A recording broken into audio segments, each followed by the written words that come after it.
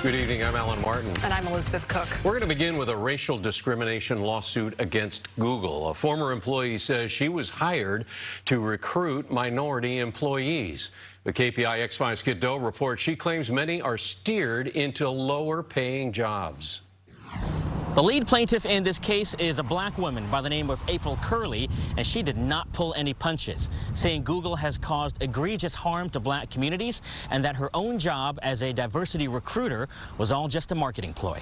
When Google said it was having trouble finding viable job candidates who were black, company recruiter April Curley said she didn't have any problems at all. When Google had been unable to hire a single black professional, in its own words, I easily found over 500 extremely talented black students who are now employed in technical roles at Google. It's one of the many instances of systemic racism Curley and Chloe Sled, both former employees, allege in their lawsuit against the company.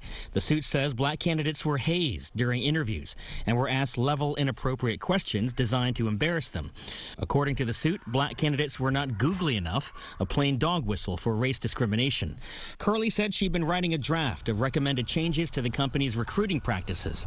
And when she told HR about it, shortly after, they fired her before she could submit it. Google thought they could scare me and keep me quiet. But hear me very clearly. I am in this for the long haul and have zero fear in this fight. Chloe Sled described a speech she gave to the entire company about racism in the wake of the deaths of Trayvon Martin and Michael Brown. My remarks at the all-hands were met by audible sighing and booing from my coworkers. Afterwards, Sled says she was mocked in the company's internal network. People were making memes about me, attacking my looks, the way I speak, the contents of my speech, and making unthinkably racist comments towards me. Google, racism is evil.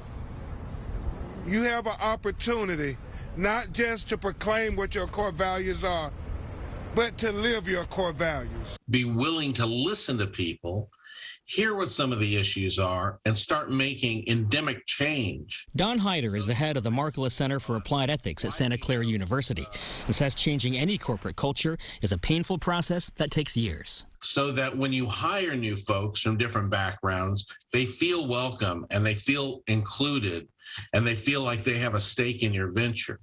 If not, you're going to have a disaster on your hands. Google did not respond to a request for comment. Kiet Do, KPIX 5.